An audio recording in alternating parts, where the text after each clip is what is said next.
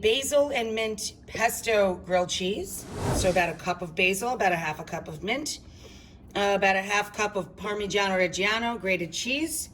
And I toasted, you can see them down at the bottom there, a few tablespoons of pine nuts, and I threw in 1 fat clove of spring garlic.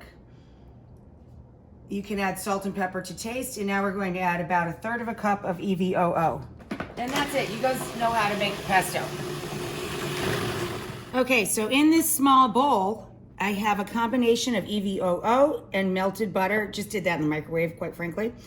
So now we're buttering some sliced Italian bread. Now we're gonna put the buttered, lightly brushed sides out. We have a griddle getting hot over medium-low heat. We're going to spread our mint basil pesto on a couple of these slices. You want Mats and Prove? All right, we'll do one for Rhea, my sister, with Munster and Prove. Then we're gonna put this together and get set for our second grilled cheese. We're gonna do an ancient recipe where we macerate berries with aged balsamic vinegar, thick and syrupy, and you can make this out of any balsamic that you have in your pantry. Put it in a pot with a little brown sugar and let it cook down until it's thick and syrupy.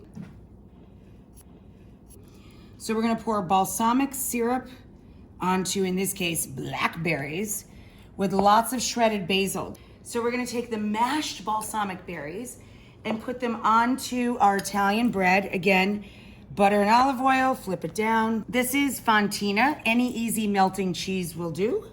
And get them onto the griddle.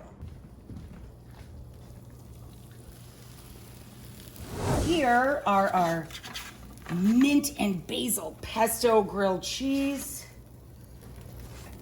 And here's our berry fontina balsamic basil. A summer tomato soup. We've peeled the tomato and cored it. Here's how that went down. Stick the knife in the top to hull the tomato to take the core out.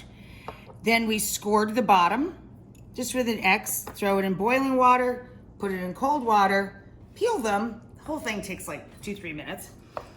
And then we chop them. Now, of course, you can use canned tomatoes. I have 3 pounds of fresh tomato. So if you want to use canned tomato, I would use 2 large 28-ounce cans or 3 15-ounce cans for your tomato product, okay? I have 2 tablespoons of butter, 2 tablespoons of olive oil, only some sea salt, and 2 Vidalia onions that I've let cook to absolute mush. Now we add all of our tomatoes and their natural juices. And you're going to add roughly 2 cups or so of vegetable or chicken stock. So this is a little over a quart-sized container, so I poured in half, or about 2 cups.